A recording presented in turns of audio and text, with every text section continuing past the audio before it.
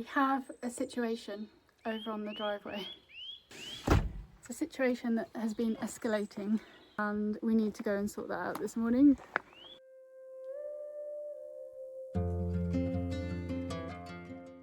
So I'm just on my way up to the greenhouse to get the equipment that I need. Gardening gloves, secateurs, and then we need something like this. Yeah, I'm going to grab some of these.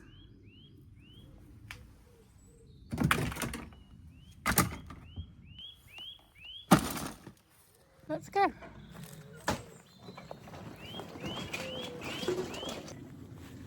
Oh, it's running away. Here we are on the driveway. So basically, the situation is, in the spring, I planted, oh, how many? 15 to 20 pumpkin plants. In the autumn, I want them to be like lining the edge of the driveway. It's like all along here, pumpkins. How whimsical would that be in the autumn? But the situation is, I mean, some of them have died, some of them have disappeared. I mean, where is it? It's not there, is it? So we actually don't have any at this end of the driveway at all, which is a bit of a shame, I'm not going to lie, a bit disappointed about that. But up here, we've got some that are doing really, really well. Look! These aren't even the biggest ones, actually. But look at these. They've got flowers on. Look how many flowers that one's got. Look at that! My hand for size comparison. But the problem is that they're growing into the brambles, and that's a problem because they're getting completely swallowed by the brambles. Look at this one, it's actually quite big. So it goes all over here, but you can't even see where it ends and where the brambles begin. It's been completely swallowed. So we really need to sort this out. It's a constant battle. They honestly are taking over the entire garden. Not my pumpkins. Not my pumpkins. Not this time, brambles. I'm coming for you. And I'm going to rescue my pumpkins from being completely swallowed. So that's the plan for this morning. Let's get on with that. And then I'm really curious to know exactly how many pumpkins I've got that look like they might actually produce pumpkins in the autumn.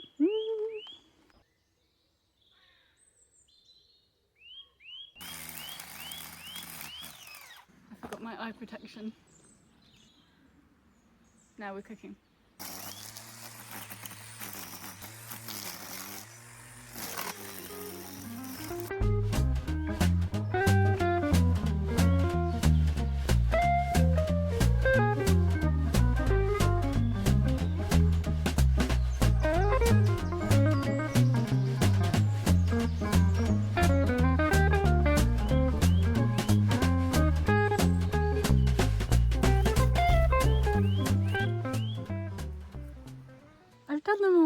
I'm so pleased to have done that. Unfortunately, the driveway is quite messy at the moment. Can you see all this pile of dead stuff? Because my husband and my brother-in-law had to cut down all of the overhanging branches and foliage when we had the static caravan delivered. We just bought a static caravan, and I fear that the men don't quite appreciate the impact that that's going to have on our pumpkin dream. So I'm really hoping that we can get that tidied away. Anyway, let's count them. Okay, 1. Not counting this one. Not counting this one. 2, 3, 4, 5, 6, 6.5. 7.5, because we've got a flower there. 8.5, 9.5, 10.5, 11.5. 11.5 good plants. I'm pretty pleased with that. I wonder how many pumpkins we'll actually get from them, because at the moment a lot of them have quite a few flowers on there. Yay! Lunchtime. Oh, I just remembered I've left the trolley at the end of the drive, haven't I?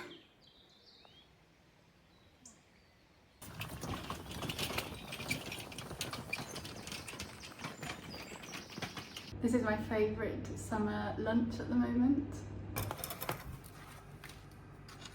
Ciabatta, fresh pesto.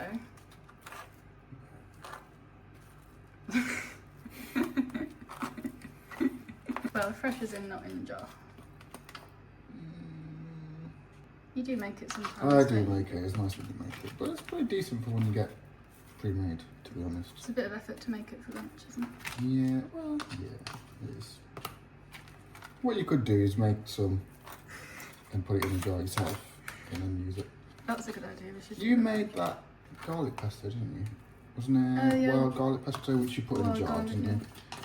And it didn't last very long though. It didn't last long because it got eaten.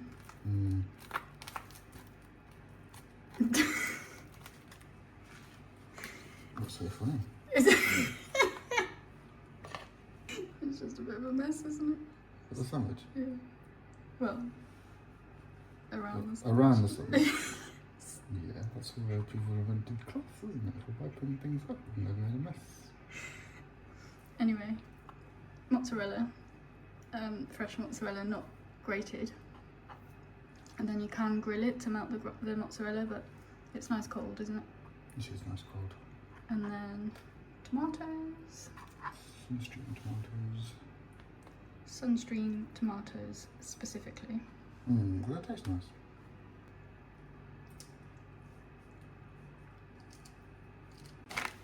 And then, do you say that prosciutto or prosciutto? I do not know, to be honest. I've often wondered and then never bothered looking it up. Thin fancy ham. Thin fancy ham. That's it. And then wrap it.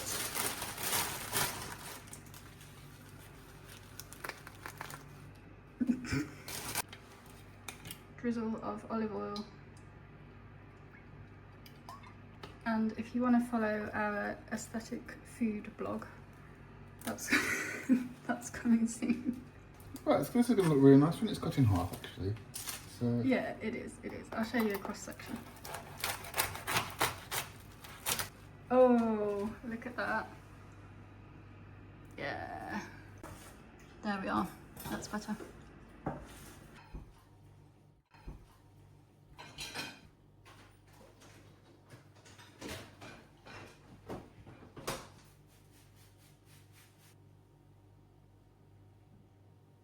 Just come out for a walk with Cece. She's not massively enthusiastic, to be honest. I think she's quite tired. She's in a little ducky harness. How cute is that? Oh, Cece. Oh, I know. Oh.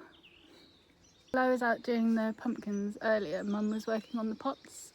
She's been doing such a good job of the pots on this little patio. Look how nice is that? Today she's bought these trees and she's potted them. I think that one's new. And these are looking so nice around the little bench. I love the gypsophila.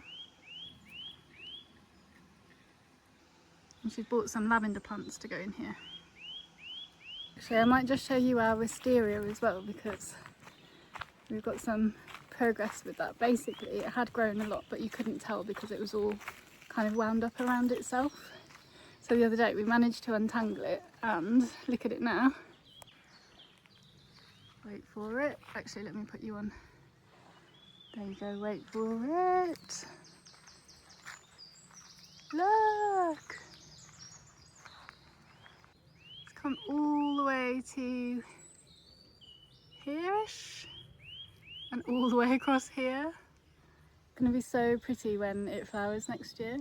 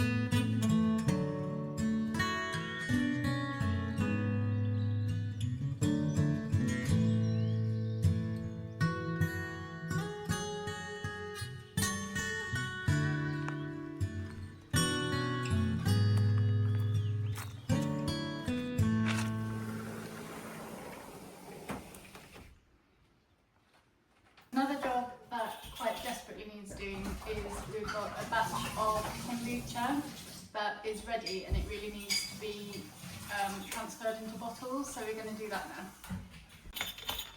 So the first step is make sure that the bottles are clean, so my husband's just doing that. Actually, the first step is make a cup of tea, isn't it? I'm supposed to be doing that.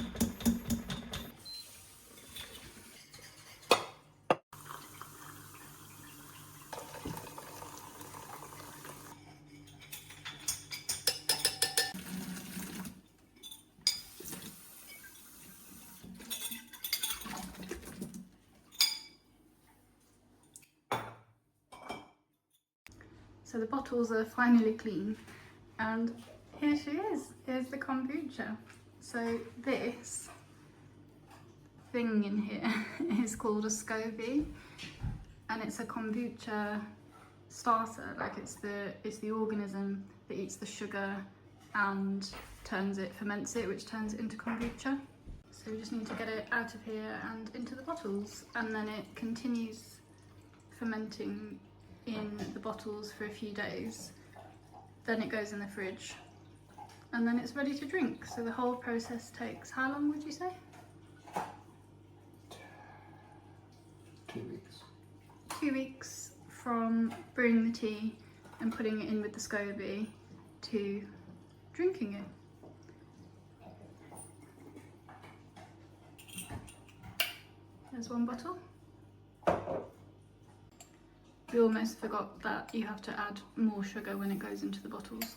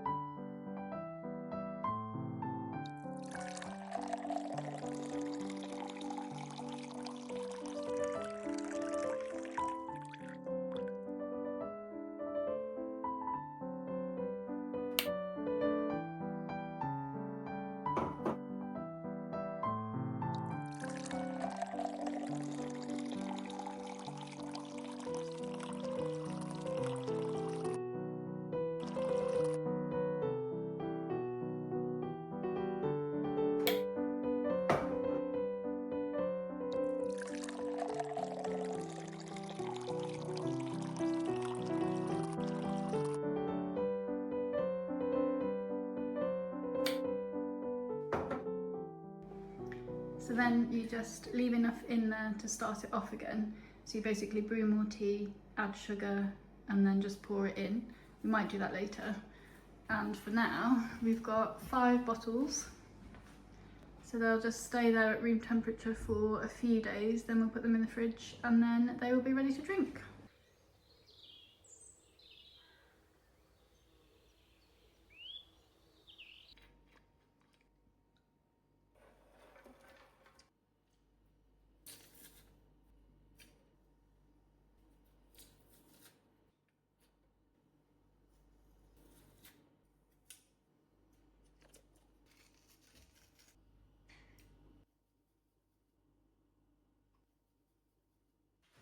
For dinner tonight, I'm going to make orzo pasta. I was going to say, that's redundant.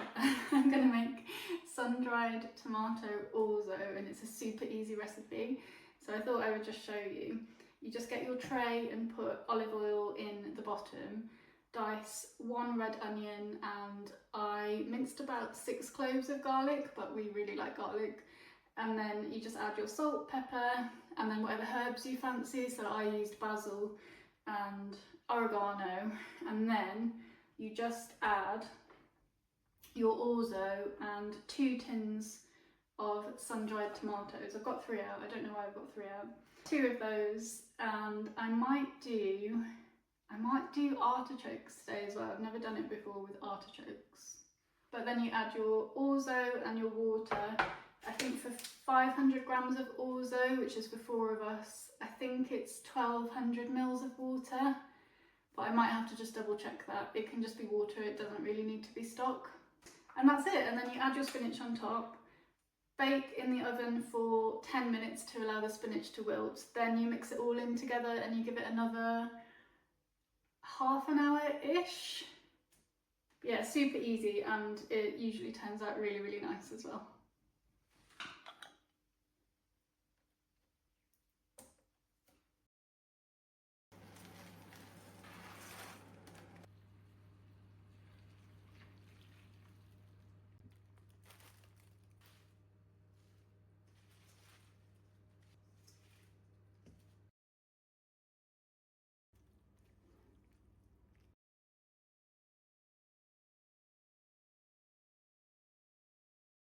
The last job of the day is watering my pumpkins now that we're past the heat of the day. I'm just wondering whether we've got any water left in the water butts though. They must be pretty dry by now. I usually need about 3 watering cans full, so I'll try and do 1 watering can from each butt, and then I'm hoping my husband will drive me down on the quad, otherwise it takes absolutely ages because I can't carry all of the watering cans at once and I have to keep toing and froing. So yeah, hopefully he will drive me down.